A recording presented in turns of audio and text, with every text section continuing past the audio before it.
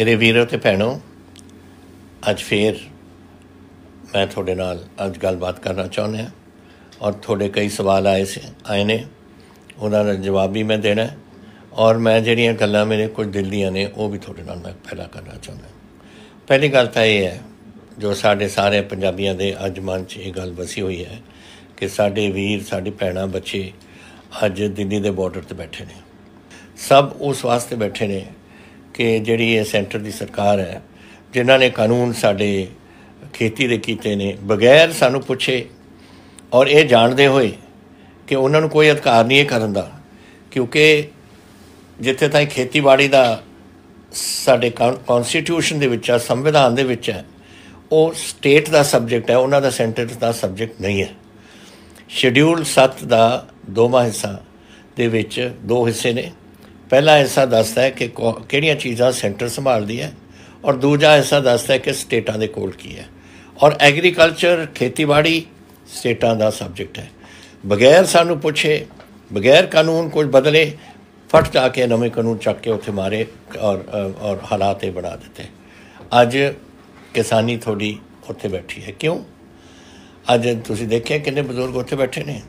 वो बजुर्ग अपने वास्ते नहीं बैठे, क्योंकि उन्होंने तो 5 साल है, होर 4 साल ने या 6 साल ने, वो बैठे ने थोड़े वास्ते, बच्चों वास्ते, नवी पीढ़ी वास्ते बैठे ने कि जेड़े ये कानून अगर ये लागू हो जान कि साढ़े पे अगली पीढ़ी का की बनूगा। हुण मैं मिसाल के तौर पर दसदा, MSP मिलती सी हर साल। साड़ी पार्टी जदों तो यह शुरू हुई है 1966 चो MSP, उदों तो लगातार दिंदे आए ने और किसी ने कदे पुछया ही नहीं कि MSP मिलूगी या नहीं मिलूगी, क्योंकि उन्होंने पता सी कि सानू MSP मिलूगी। और वो जिहड़ी MSP है की चीज़ है कि जिहड़ी तुसीं हिम्मत करदे हो, तुसीं मेहनत करदे हो, वो एक सरकार एक भाव दसदी है कि असीं इस भाव ते खरीदांगे। खरीद कौन करदा है? Food corporation. फूड कॉरपोरेशन साडे अपने भी पंजाब सरकार के भी महकमे ने, उन्हां दे राहीं, लेकिन पैसा सरकार गवर्नमेंट ऑफ इंडिया का है और वो करके फूड कॉरपोरेशन चकदी है। फूड मिनिस्ट्री सेंटर सरकार दे कोल सारा कणक झोना वगैरह जाता है और वो फिर पब्लिक डिस्ट्रीब्यूशन सिस्टम जाता है मिनिस्ट्री ऑफ फूड के राहीं, जिहड़े लोगों नूं, जिहड़े साडे गरीब लोग बैठे ने देश च, उत्थे वंड के पाण।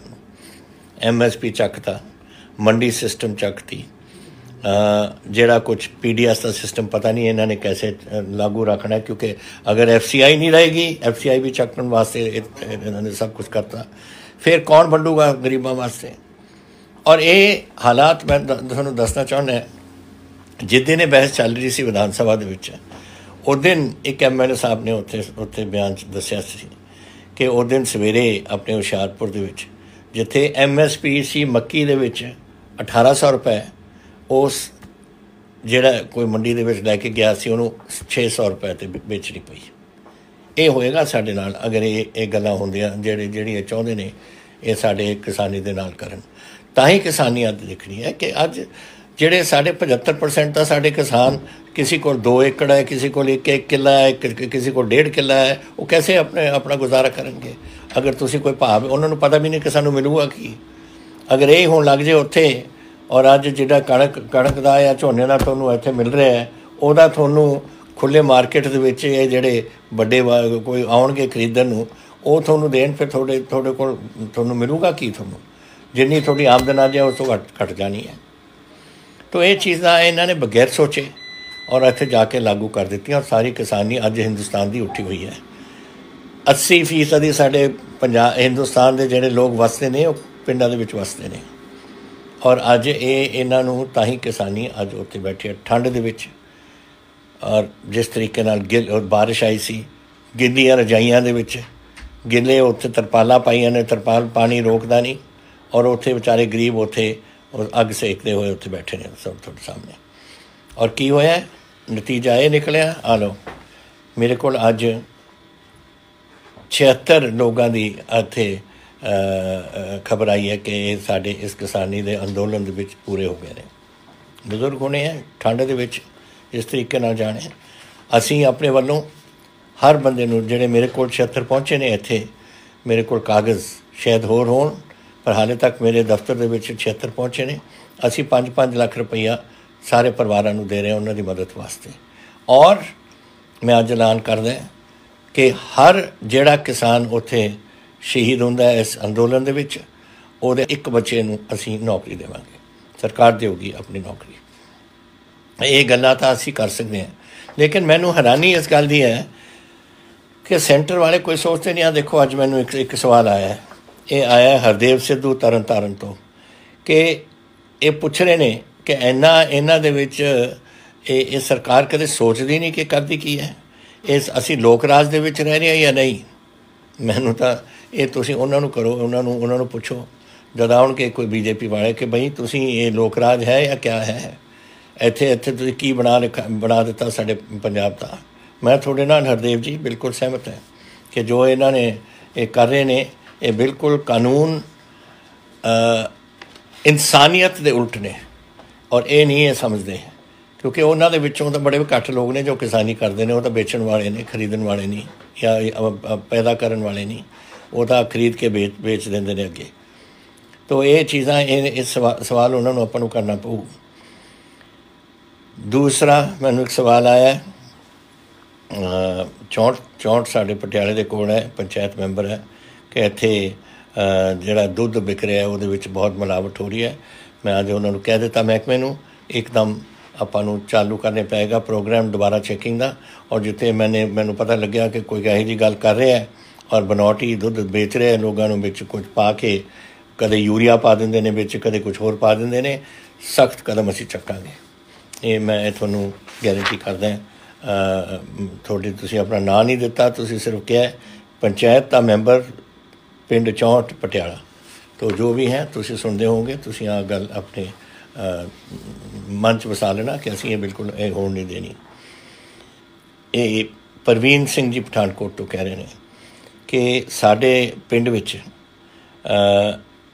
ਮੈਂ ਪਿੰਡ ਖਡਾਵਰ ਪਠਾਨਕੋਟ ਦੇ ਵਿੱਚੋਂ ਹੈ, ਡੇਲੀ ਕੋਈ ਬਨੌਟੀ ਸ਼ਰਾਬ ਵੇਚਣ ਵਾਲਾ 4 ਵਜੇ ਆਉਂਦੇ ਨੇ ਔਰ 10 ਵਜੇ ਰਾਤ ਨੂੰ ਜਾਂਦੇ ਨੇ, ਔਰ ਕੋਈ ਐਕਸ਼ਨ ਨਹੀਂ ਲਿੱਤਾ ਜਾ ਰਿਹਾ। ਮੈਂ ਹੁਣੀ ਸਪੈਸ਼ਲ ਟਾਸਕ ਫੋਰਸ ਜੋ ਬਣਾਈ ਹੈ ਇਸ ਵਾਸਤੇ ਉਹਨਾਂ ਨੂੰ ਕਹਿ ਰਿਹਾ, ਪੁਲਿਸ ਨੂੰ ਕਹਿ ਰਿਹਾ ਕਿ ਸਾਰੇ ਇੱਥੇ ਇਹਨਾਂ ਨੂੰ ਫੜਨ ਔਰ ਸਾਰੇ ਕਿਤੇ ਇੱਥੇ ਤਿਆਰੀ ਕਰਨ, ਜਿੱਥੇ ਲੋਕ ਜਾਣਦੇ ਨੇ, ਜਿਹੜੇ ਵੀ ਪਿੰਡਾਂ 'ਚ ਛਾਪੇ ਮਾਰ ਕੇ ਇਹਨਾਂ ਨੂੰ ਫੜਨ। ਔਰ ਅਸੀਂ ਸਖਤੀ ਕਰਾਂਗੇ ਬਹੁਤ, ਕਿਉਂਕਿ ਇਹ ਹੈ ਬਨੌਟੀ ਜਿਹਦੇ ਨਾਲ ਸਾਡੀ ਤਰਨਤਾਰਨ ਵਗੈਰਾ ਵਿੱਚ ਵੀ ਉੱਥੇ ਲੋਕਾਂ ਦੀ ਜਾਨਾਂ ਗਈਆਂ ਸੀ, ਔਰ ਮੈਂ ਹੁਣ ਨਹੀਂ ਦੇਣਾ ਪੰਜਾਬ 'ਚ। ਮੈਂ ਕਿਹਾ ਹੋਇਆ ਪਹਿਲਾਂ, ਔਰ ਅੱਜ ਤੋਂ ਅਸੀਂ ਸਖਤੀ ਕਰਕੇ ਇਸ ਨੂੰ ਰੋਕਾਂਗੇ। ਬਲਪ੍ਰੀਤ ਜੀ ਰਾਜਪੁਰੇ ਤੋਂ ਲਿਖਦੇ ਨੇ ਕਿ ਇੱਕ ਨਾਨਕ ਸਿੰਘ ਜੀ ਨੇ ਉੱਥੇ, ਇਹ ਬਹੁਤ ਗਰੀਬ ਨੇ, ਉਹਨਾਂ ਬਹੁਤ ਬਿਰਧ ਨੇ, ਉਹਨਾਂ ਦੇ ਕੋਈ ਬੱਚਾ ਨਹੀਂ, ਕੋਈ ਘਰ 'ਚ ਨਹੀਂ ਕੋਈ, ਕਦੇ ਆਪਣੇ ਭੈਣ ਕੋਲ ਰਹਿ ਜਾਂਦੇ ਨੇ, ਕਦੇ ਕੁਛ ਵੇਚ ਲੈਂਦੇ ਨੇ ਥੋੜ੍ਹਾ ਬਹੁਤਾ ਅਗਰ ਉਹਨਾਂ 'ਚ ਕੁਝ ਕਿਸੇ ਦਿਨ ਹਿੰਮਤ ਹੈ ਘੁੰਮਣ ਦੀ, ਔਰ ਬੜੇ ਹੈਂਡੀਕੈਪ ਨੇ ਔਰ ਬੜੀ ਮੁਸ਼ਕਿਲ ਤਰੀਕੇ ਨਾਲ ਖੜ੍ਹਦੇ ਵੀ ਨੇ, ਔਰ ਉਹ ਚਾਹੁੰਦੇ ਨੇ ਕਿ ਇਹਨਾਂ ਦੀ ਕੋਈ ਮਦਦ ਕੀਤੀ ਜਾਵੇ। ਮੈਂ ਇਹਨਾਂ ਦੀ ਹੁਣੀ ਸਾਡੇ ਦਫ਼ਤਰ ਵੱਲੋਂ ਅਸੀਂ ਉਹਨਾਂ ਦੀ ਫਾਈਨੈਂਸ਼ੀਅਲ ਅਸਿਸਟੈਂਸ ਕੁਝ ਭੇਜਾਂਗੇ ਤਾਂ ਕਿ ਉਹਨਾਂ ਦੀ ਅਸੀਂ ਮਦਦ ਕਰ ਸਕੀਏ, ਔਰ ਨਾਲੇ ਇਹਨਾਂ ਨੂੰ ਪੈਨਸ਼ਨ ਕਰਾਵਾਂਗੇ ਅਸੀਂ। ਸੋ ਇਹ ਦੋਨੋਂ ਚੀਜ਼ਾਂ ਅਸੀਂ ਕਰਾਵਾਂਗੇ ਉਹਨਾਂ ਵਾਸਤੇ। ਤੁਸੀਂ ਅੱਜ ਕਿਹਾ ਭੀਮਾ ਸਿੰਘ ਜੀ ਲੁਧਿਆਣੇ ਹੋ ਕੇ ਤੁਹਾਨੂੰ ਬੜੀ ਖੁਸ਼ੀ ਹੈ ਇਹ ਬਸੇਰਾ ਸਕੀਮ ਦੀ। ਮੈਂ ਆਸ ਕਰਦਾ ਕਿ ਬਹੁਤ ਜਲਦੀ ਹੀ ਇਸ ਨੂੰ ਲਾਗੂ ਕੀਤਾ ਜਾਊਗਾ, ਔਰ ਅਗਰ ਕੋਈ ਢਿੱਲ ਹੋਈ ਸਾਡੇ ਵੱਲੋਂ, ਸਰਕਾਰ ਵੱਲੋਂ, ਤੁਸੀਂ ਮੈਨੂੰ ਜ਼ਰੂਰ ਇਹ ਦੁਬਾਰਾ ਲਿਖ ਕੇ ਦੱਸਣਾ, ਅਸੀਂ ਇਹਨੂੰ ਬਿਲਕੁਲ ਸਿਰੇ ਚੜ੍ਹਾ ਕੇ ਰੱਖਾਂਗੇ, ਔਰ ਉਹ ਬੜੀ ਜਲਦੀ।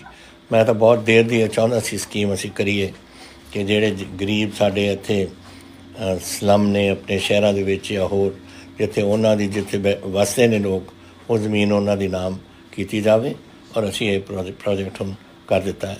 ਔਰ ਇਹ ਤੁਹਾਡੀ ਜਿੱਥੇ ਤੁਹਾਡੇ ਆਪਣੇ ਗਰੀਬ ਵਸ ਰਹੇ ਨੇ ਸਲਮਸ ਦੇ ਵਿੱਚ, ਉਹ ਜ਼ਮੀਨ ਉਹਨਾਂ ਨੂੰ ਹੁਣ ਮਿਲ ਜਾਣੀ ਹੈ।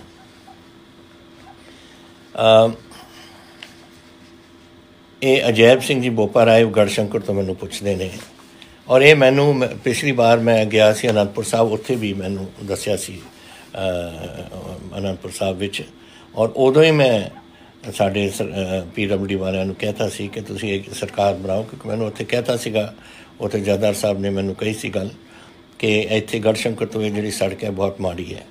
ਔਰ ਮੈਂ ਪਤਾ ਨਹੀਂ ਤੁਸੀਂ ਇਹ ਕਿਉਂ ਲਿਖਿਆ, ਕਿਉਂਕਿ ਜੋ ਮੈਨੂੰ ਰਿਪੋਰਟ ਹੁਣ ਆਈ ਹੈ ਕਿ ਇਹ रोपड़ तो लैके ये 10 मीटर की सड़क चौड़ी है और 16.77 किलोमीटर लंबी है।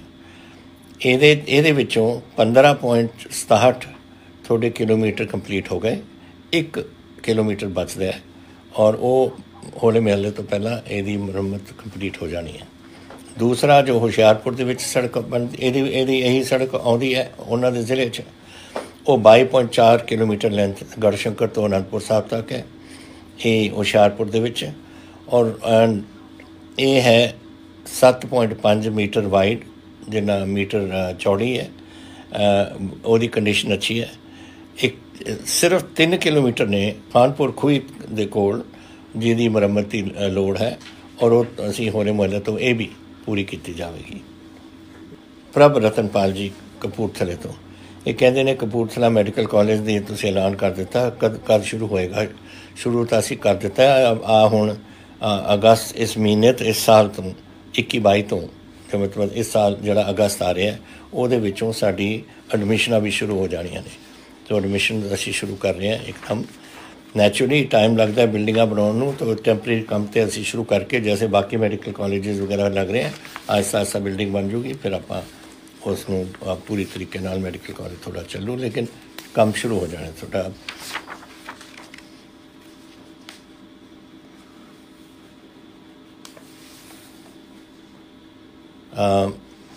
ये पूछ रहे हैं मनदीप सिंह जी फतेहगढ़ साहब तो, ये कह रहे हैं कि साधूगढ़ एनिमल जी पशुओं की मंडी है फतेहगढ़ साहब के बिल्कुल टुटी पई है।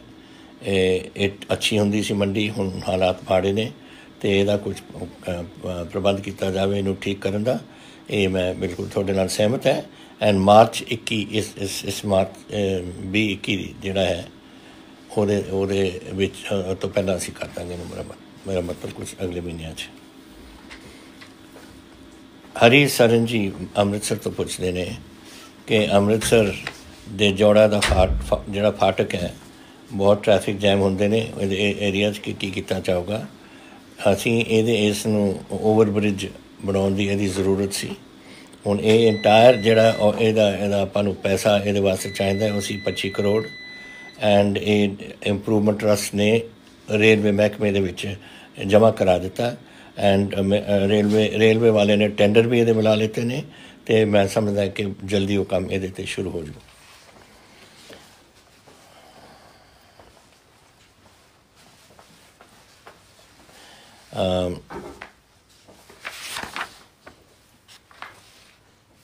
मैनू बिक्रमजीत सिंह फिरोजपुर दे कहंदे ने तुसीं देखना चाहते हो कि जिहड़ी RTI रिस्पॉन्स जिहदे विच तुसीं पंजाब सरकार कांग्रेस पार्टी की जिहड़ी सरकार है आ जिहड़े कानून बनाए ने किसानी दे कानून उहदे विच मैंबर सी या नहीं।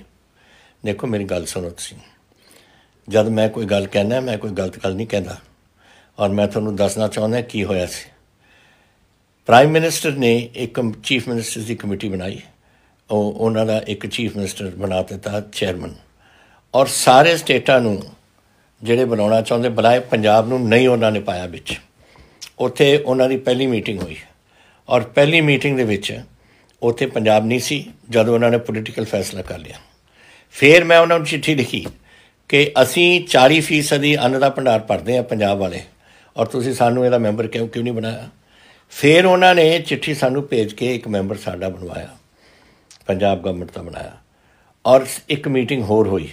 उहदे असीं साडे minister finance minister Manpreet Badal जी नूं भेजिया क्योंकि उत्थे कोई फाइनैंशियल इशू सी, उहदे विच कोई पॉलिसी इशू नहीं सी, सिर्फ फाइनैंशियल इशू सी और उन्होंने जो उत्थे जवाब देने से उन्होंने दे दिते। आ सी असलीयत। हुण ये किसी ने RTI का ये पाया सी और RTI का जवाब आ गया जिहड़ा मैं अखबार च कल दे दिता। मैं टैलीविजन से भी बोलिया, सब कुछ दे दे के बिल्कुल झूठ बोलते हैं ये जिहड़े विरोधी साढ़े पार्टियां ने, चाहे अकाली दल है चाहे ये आम आदमी पार्टी है, बिल्कुल झूठे ने। उन्होंने पता नहीं कि असलीयत की है। असलीयत ये है जो मैं दस रहा और थोनू होर पता करना तुसीं RTI नूं तुसीं लिख दो, तुसीं मंग लो, और थोनू कॉपी भेज देंगे उससे।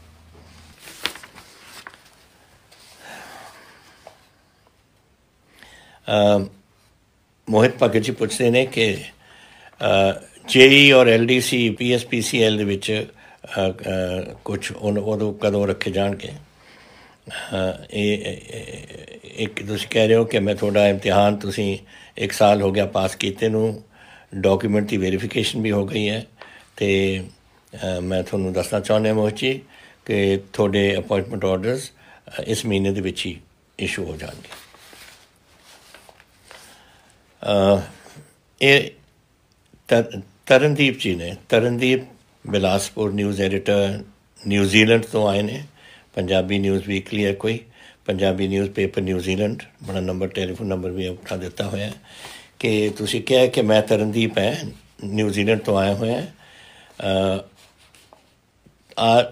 ਕਿ ਮੈਂ ਕੀ ਸੋਚਦਾ ਕਿ ਜਿਹੜੇ 40 ਬੰਦਿਆਂ ਨੂੰ ਸਮਨਸ ਕੀਤੇ ਨੇ ਨੈਸ਼ਨਲ ਇਨਵੈਸਟੀਗੇਸ਼ਨ ਏਜੰਸੀ NIA ਨੇ, ਇਹ ਕਿਸਾਨੀ ਦੇ ਜਿਹੜਾ ਅੰਦੋਲਨ ਚੱਲ ਰਿਹਾ ਇਹ ਠੀਕ ਹੈ ਜਾਂ ਨਹੀਂ, ਐਂਡ ਉਹਦੇ ਵਿੱਚ ਕੋਈ ਜਰਨਲਿਸਟ ਵੀ ਨੇ। What role can Punjab government play? ਦੇਖੋ ਕਿਸਾਨੀ ਨਾਲ, ਦੇਖੋ ਸਾਡੇ ਪੰਜਾਬੀ ਹੈ ਨਾ ਜਿਹੜੇ, ਤੁਸੀਂ ਪਿਆਰ ਨਾਲ ਤਾਂ ਜਿਹਨੂੰ ਮਰਜ਼ੀ ਮਿਲਾ ਦਿਓ, ਅਗਰ ਤੁਸੀਂ ਸਮਝਦੇ ਹੋ ਕਿ ਤੁਸੀਂ ਡਾਂਗ ਚੱਕੋਗੇ ਫਿਰ ਦੂਜੇ ਵੀ ਡਾਂਗ ਚੱਕ ਲੈਂਦੇ ਨੇ। ਇਹ ਪੰਜਾਬੀਆਂ ਦੀ ਸਾਡੀ ਇੱਕ, ਮੈਂ ਵੀ ਪੰਜਾਬੀ ਹਾਂ, ਮੈਨੂੰ ਪਤਾ ਹੈ ਕਿ ਮੇਰੇ ਦਿਲ 'ਚ ਕੀ ਗੱਲਾਂ ਚੱਲਦੀਆਂ ਨੇ, ਐਂਡ ਆਈ ਵਿਲ ਨਾਟ, ਇਹ ਮੈਂ ਐਕਸੈਪਟ ਨਹੀਂ ਕਰਦਾ। ਇਹ ਜਿਹੜਾ ਇਹ ਤੁਸੀਂ ਸਮਝੋ ਕਿ ਇਹਨਾਂ 'ਤੇ ਪ੍ਰੈਸ਼ਰ ਪਾ ਰਹੇ ਹੋ ਤੁਸੀਂ ਇਹਨਾਂ 'ਤੇ, ਮੈਂ ਬਿਲਕੁਲ ਇਹਦੇ ਉਲਟਾ ਹੈ। ਔਰ ਮੈਂ ਕਹਿ ਚੁੱਕਿਆ ਕਿ NIA ਦੀ ਇਨਵੈਸਟੀਗੇਸ਼ਨ ਬਿਲਕੁਲ ਐਕਸੈਪਟ ਅਸੀਂ ਨਹੀਂ ਕਰਦੇ। ਵਿੱਚ ਹੀ ਖਾਲਸਾ ਏਡ ਵਾਲੇ ਸਾਰੀ ਦੁਨੀਆ ਜਾ ਕੇ ਲੋਕਾਂ ਨੂੰ ਫੁਲਕਾ ਛਕਾਉਂਦੇ ਨੇ ਜਦ ਭੁੱਖੇ ਮਰ ਰਹੇ ਨੇ ਲੋਕ, ਔਰ ਤੁਸੀਂ ਉਹਨਾਂ ਨੂੰ ਵੀ ਬੁਲਾ ਰਹੇ ਹੋ। ਹੋਰ ਪਤਾ ਨਹੀਂ ਤੁਸੀਂ ਕੋਈ ਜਰਨਲਿਸਟਾਂ ਦੀ ਗੱਲ ਕਰ ਰਹੇ ਹੋ, ਪਤਾ ਨਹੀਂ ਕਿਹੜੇ ਹੋਰ ਬੁਲਾਏ ਨੇ, ਮੈਨੂੰ ਨਹੀਂ ਪਤਾ ਉਹ ਲਿਸਟ ਕਿਹੜੀ ਹੈ 40 ਦੀ। ਲੇਕਿਨ ਅਸੀਂ ਪੰਜਾਬ ਗਵਰਨਮੈਂਟ ਨਹੀਂ ਕੁਝ ਕਰ ਸਕਦੀ ਇਹਦੇ 'ਚ। ਇਹ ਸੈਂਟਰ ਵਾਲੇ ਨੇ ਜਿਹੜੇ ਕਰ ਰਹੇ ਨੇ, ਆ ਜਿਹੜੇ, ਉਹਨਾਂ ਨੂੰ ਪੁੱਛੋ, BJP ਵਾਲਿਆਂ ਨੂੰ, ਹੋਮ ਮਿਨਿਸਟਰ ਕੋਲ ਜਾਓ, ਹੋਰਾਂ ਕੋਲ ਜਾਓ, ਉਹਨਾਂ ਨੂੰ ਕਹੋ ਕਿ ਜੀ ਸਾਡੇ ਬੰਦਿਆਂ ਨੂੰ ਕਿਉਂ ਤੰਗ ਕਰ ਰਹੇ ਹੋ ਤੁਸੀਂ। ਮੈਂ ਤਾਂ ਆਪਣੇ ਤੌਰ 'ਤੇ ਪਬਲਿਕ ਸਟੇਟਮੈਂਟ ਵੀ ਦੇ ਚੁੱਕਿਆ, ਮੈਂ ਅਖਬਾਰ 'ਚ ਸਟੇਟਮੈਂਟਾਂ ਵੀ ਦਿੱਤੀਆਂ ਨੇ, ਔਰ ਮੈਂ ਇਹ ਕਨਵੇ ਵੀ ਕਰ ਸਕਦਾ ਇੱਕ ਚਿੱਠੀ ਦੇ ਰਾਹੀਂ ਹੋਮ ਮਿਨਿਸਟਰ ਸਾਹਿਬ ਨੂੰ ਕਿ ਇਹ ਗਲਤ ਗੱਲਾਂ ਨਹੀਂ, ਇਹ ਬਿਲਕੁਲ ਠੀਕ ਨਹੀਂ ਹੈ।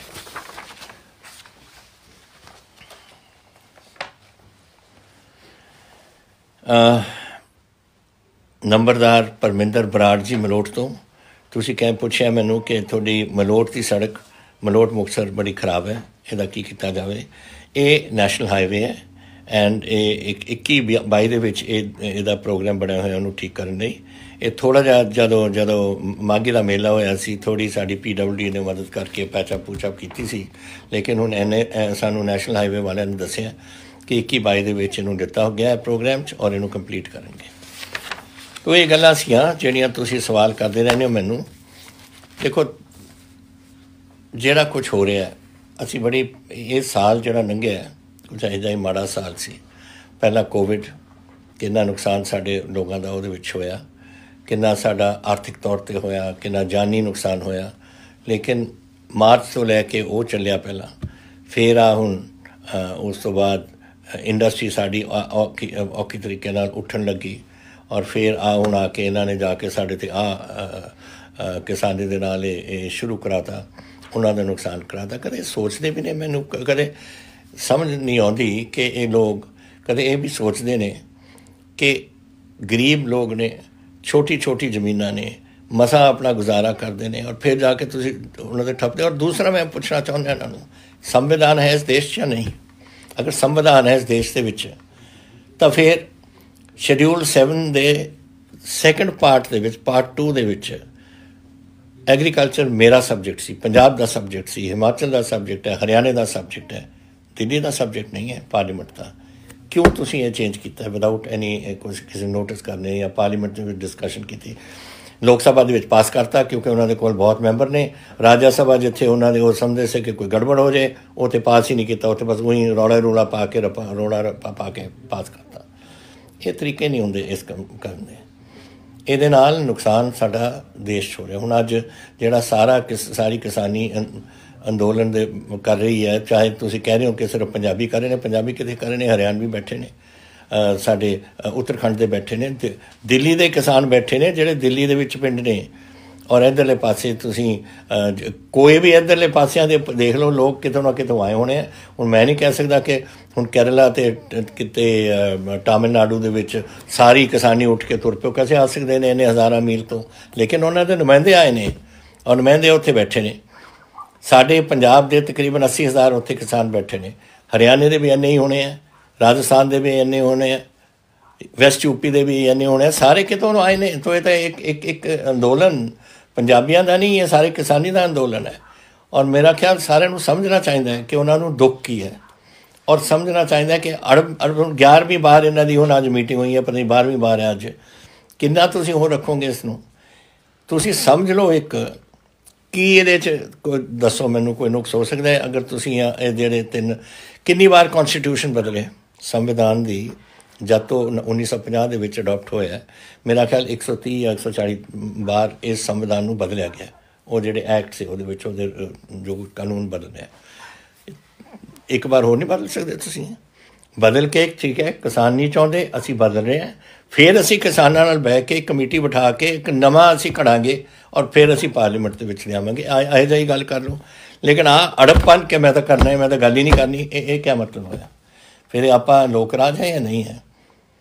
ये समझने वाली गल्लां ने। और मैं थोड़े नाल बिल्कुल मैं मेरी हमदर्दी, मेरे पार्टी की हमदर्दी 101% पंजाब की किसानी के नाल है। असी खड़े हैं थोड़े नाल, और जो साढ़े वासी गल है असी थोड़े वास्ते करते रहांगे। बहुत धन्यवाद। जय हिंद। वाहिगुरू जी का खालसा, वाहिगुरू जी।